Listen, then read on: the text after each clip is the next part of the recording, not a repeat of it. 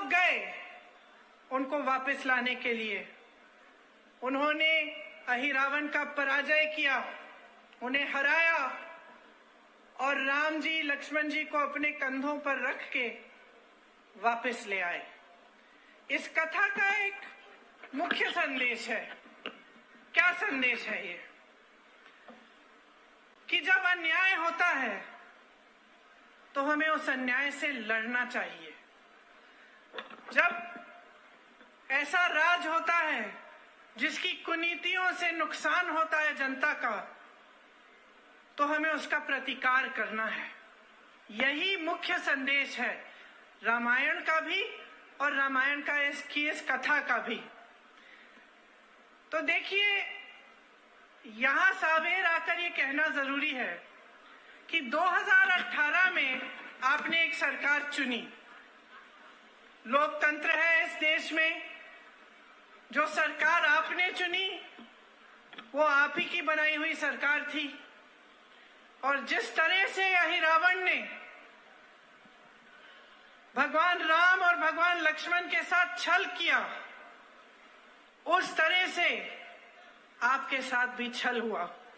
कुछ बहुरूपियों ने छल कपट करके आपकी सरकार का अपहरण किया, आपकी सरकार चोरी की, मतलब चोरी कर ली, आपका लोकतंत्र चोरी कर लिया और उसे भ्रष्टाचार लोक में ले गए। अब उसे वापस कौन लाएगा? अगर आप हनुमान नहीं बनेंगे आज के दिन में, तो यहां से जो छल शुरू हुई, आपकी धरती से जो छल शुरू हुई, जिसकी वजह से आप 3.5 साल और एक ऐसी सरकार को भुगत रहे हैं जिसे आपने चुना ही नहीं, जो खरीद फरोख्त से बनी है, रिश्वतखोरी से बनी। अगर आप इस स्थिति को ठीक नहीं करेंगे तो कौन करेगा? आज इस मौके पर अगर आप हनुमान जी की तरह खड़े नहीं हो जाएंगे और आप अपने लिए ये लड़ाई नहीं लड़ेंगे तो कौन लड़ेगा? देखिए, ये जो असूल, जो परंपराएं रामायण के समय से हमारे देश में चल रही हैं, उनको आप सब अच्छी तरह से समझते हैं। आप जानते होंगे कि महात्मा गांधी जी के जो असूल थे, जिन पर आजादी की लड़ाई लड़ी गई, वो भी यही असूल थे। जब महात्मा गांधी जी को गोली लगी और वो जमीन पे गिर गए, तो उनके मुंह से क्या लफ्ज निकले? हे राम, हे राम, हे राम। क्योंकि महात्मा गांधी जी उन्हीं असूलों पर जिए जिन पर श्री राम जी जिए थे। अब आप सोचिए, भगवान राम के पिताजी ने उनका वनवास कराया, ठीक है, वो वनवास में चले गए, लेकिन उनके प्रति जो जनता के दिल में श्रद्धा थी वो कम हुई? बताइए, कम हुई कि और भी बढ़ गई? और भी बढ़ी ना। क्यों?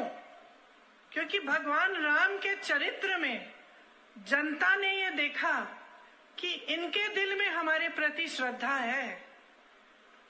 तो जब भगवान राम का वनवास हुआ और वो जंगल भेजे गए, 13 वर्षों के लिए जंगल में रहे, फिर भी जनता ने उनपे श्रद्धा रखी। फिर भी जनता चाहती थी कि वही बने हमारे राजा। फिर भी जनता ने इंतजार किया, 13 साल इंतजार किया, जब तक वो वापस आए।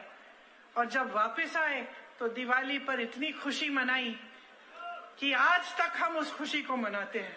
और आज तक हम याद करते हैं कि किस तरह से झूठ को सच्चाई ने पराजित किया, किस तरह से छल को पराजित करके भगवान राम वापस आए और भगवान राम गद्दी पे बैठे।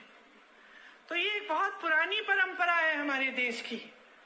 और जब हम राजनीति की बात करते हैं बहनों और भाइयों, तो हमें हमेशा नेता में, राजनीतिक दल में, नेता के व्यवहार में, सरकार के व्यवहार में ये जो असूल हैं ये ढूंढने चाहिए।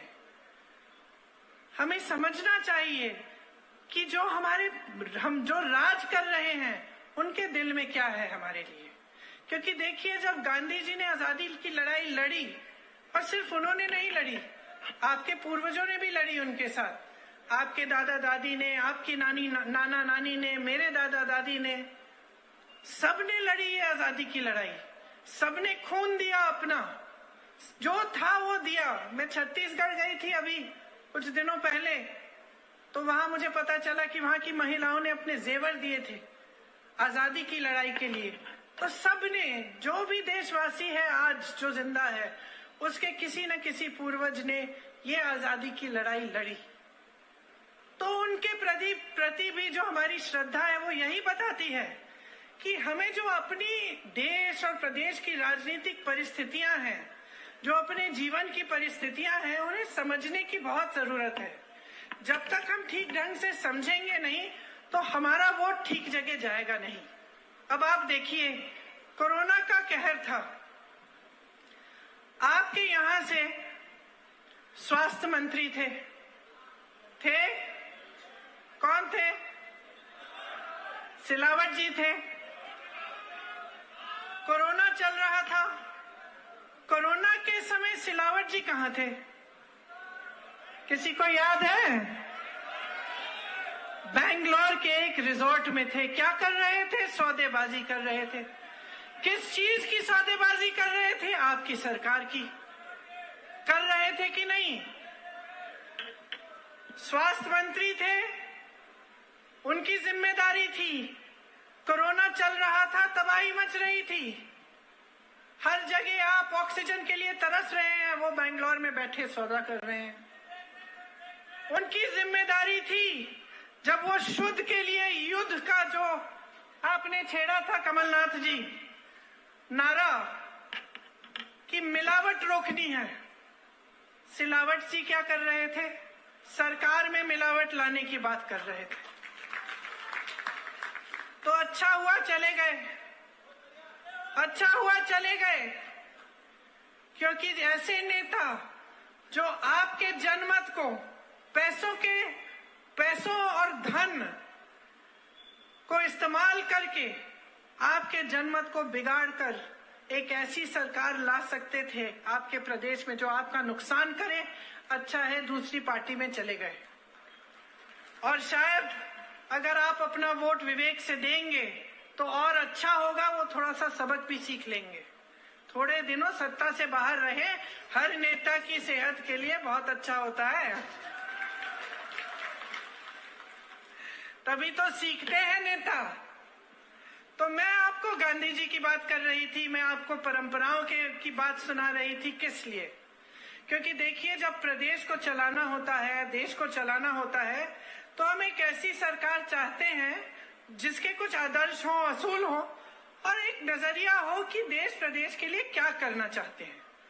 हम जानना चाहते हैं कि भाई हमारे लिए क्या करेंगे, क्या नौकरी दिलवाएंगे हमारे बच्चों को, क्या किसानों की जो जीवन है, जो संघर्ष से भरे हैं, मुश्किलों से भरे हैं, उसमें किसानों की कुछ सहायता हो जाएगी कि नहीं, यही चाहते हैं। और आज के जमाने में ये भी हो गया है कि हम नेताओं से कम मांगने लग गए हैं। एक जमाना था, मैं अपने पिताजी के साथ जाती थी अमेठी में, उत्तर प्रदेश में।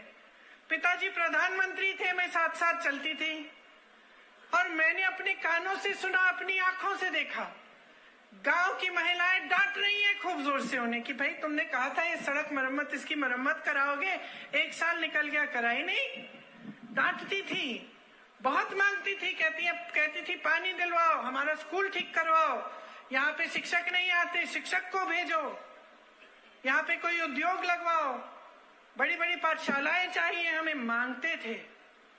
और आजकल जमाना ये हो गया है कि लोग कहने लगे कि भाई थोड़ा बहुत काम कर ले तो भ्रष्ट भी हो तो ठीक है, चलेगा, लेकिन हमें हमारे लिए थोड़ा बहुत काम कर ले, ये जमाना आ गया है। ये गलत है भाई और बहनों, बहुत गलत है, और ये आपके हाथों में है कि इस जमाने को बदलो। मैं कल छत्तीसगढ़ में थी, वहां जाके बहुत अच्छा लगता है क्योंकि वहां कांग्रेस की सरकार है, तो मैं मंच पे खड़े होकर कह सकती हूँ कि भाई हमने ये करके दिया है तुम्हारे लिए। लोगों के चेहरों पे मुस्कुराहट देखती हूँ। आज आपको मालूम है, छत्तीसगढ़ में आपके साथ लगा हुआ प्रदेश है, एक समय में मध्य प्रदेश का हिस्सा होता था। छत्तीसगढ़ में सबसे कम बेरोजगारी है, कांग्रेस की सरकार है, सबसे कम बेरोजगारी है। और जो पलायन करके जाते थे वो आज सोच रहे हैं कि भाई शहर में क्या कर रहे हैं, हम अपने घर चले जाते हैं, वहीं रोजगार मिल जाएगा, वहां रोजगार मिल रहे हैं।